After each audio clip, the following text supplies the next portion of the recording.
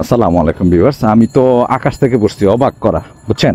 না বললে নয় যে এই সিলেট শহরে এই জায়গাটাতে এত পরিমাণে যানজট ছিল বলার মতো না। মানে হ্যাঁ, বলার মতো কি, একদম মানে কোনোভাবেই এদিকে মানে কাম্য ছিল না।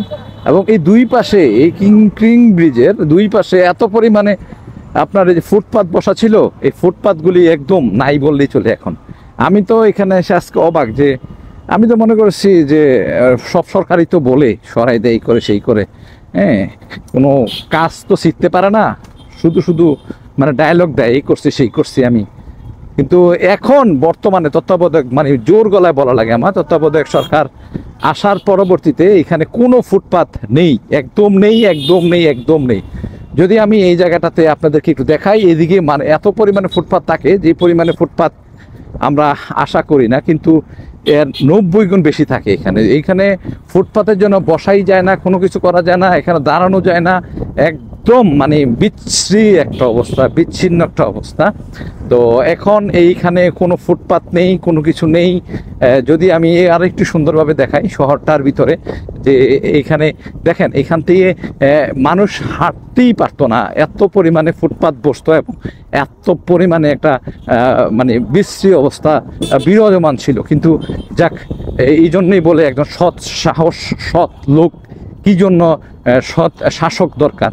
তো আমাদের জেলা প্রশাসক উনি সারোয়ার আহমেদ সাহেব, উনি খুব ভালো একটা কাজ করেছেন, যে উনি দেখিয়ে দিয়েছেন আঙ্গুল দিয়ে গরু ছাগলদেরকে, যারা গরু ছাগল যারা এতদিন ছিল তারা ছিল গরু ছাগল, সরকার যারা ছিল তাদেরকে আঙ্গুল দিয়ে দেখিয়ে দিয়েছে যে না, আমরা পারি, সরকার চাইলেই কিন্তু সব কিছু সম্ভব। কারণ এদের অত্যাচারে মানে বিগত দিনে যারা ছিল তাদের লুটতরা, যে যারা তাদের এই দুর্নীতির কারণেই কিন্তু দেশটা আজকে এই অবস্থায় অধপতন। স্বাধীনতার 56 বছর পরেও আজকে এই অবস্থা, অথচ সিঙ্গাপুর অল্প কিছু দিনই কতটা মানে উন্নত করেছে। এবং শহরের ভিতরটা আমার ভিডিও করতে খুব মন চাচ্ছে, আমি শহরের ভিতরের কিছু চিত্র আপনাদেরকে তুলে ধরার চেষ্টা করব এবং আমি দেখাবো।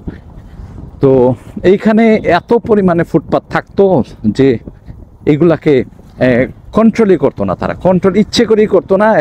একটা মহল তাদের কাছ থেকে একটা চাঁদা নিত, ভাগ নিত, এই ভাগের অংশ আপনারাই বুঝে নেন। যাই হোক, বাতির নিচে অন্ধকার, কি সুযোগ না দিলে তো আর কেউ এভাবে ব্যবসা করতে পারতো না। তো এই একটা সুযোগের মধ্য দিয়ে একটা ব্যবসা করতে এবং শহরটাকে পুরোপুরি একটা জিম্মি করে নেয়, একদম তাদের নিজের ক্ষমতার মধ্যেই আটক করে রাখে এবং সব সময় চেষ্টা করে তারা তাদের এই দুর্নীতি চলমান রাখার জন্য। এবং তাদের এই দুর্নীতির কারণেই কিন্তু দেশটা রসাতলে গিয়েছিল। এবং খুব সুন্দর একটা পরিবেশ আমি দেখতে পাচ্ছি, দুই ধারে কোনো কিছু নেই, কোনো ফুটপাত নেই, তারপরও দুই একটা মানে অসভ্য মানুষ আছে না, এই যে দুই একটা বসে আছে, ঠিক আছে।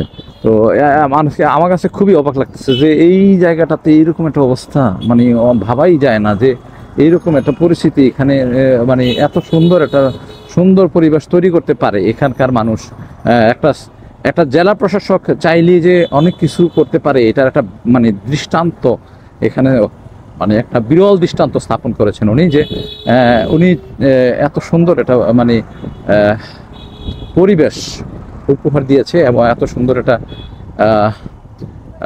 মানে সমাজ, এত সুন্দর একটা তারপরও কিছু অসভ্য লোক আছে যে বসে আছে, ঠিক আছে। এত সুন্দর একটা শহর উপহার দিতে পেরেছে নগরবাসীকে এবং উনি সবার কাছে সহযোগিতা চেয়েছেন। এবং আমি গতকালকে একটা ভিডিও মনে সম্ভব দেখেছি, উনি সবার কাছে সহযোগিতা চেয়েছেন, সকলের সহযোগিতার মধ্য দিয়েই উনি এই জিনিসগুলোকে বিতাড়িত করতে সক্ষম হয়েছেন। তো ভালো থাকবেন, সুস্থ থাকবেন। আসসালামু আলাইকুম ওয়া রাহমাতুল্লাহি। সিলেট থেকে আমি বলছিলাম। আসসালামু আলাইকুম।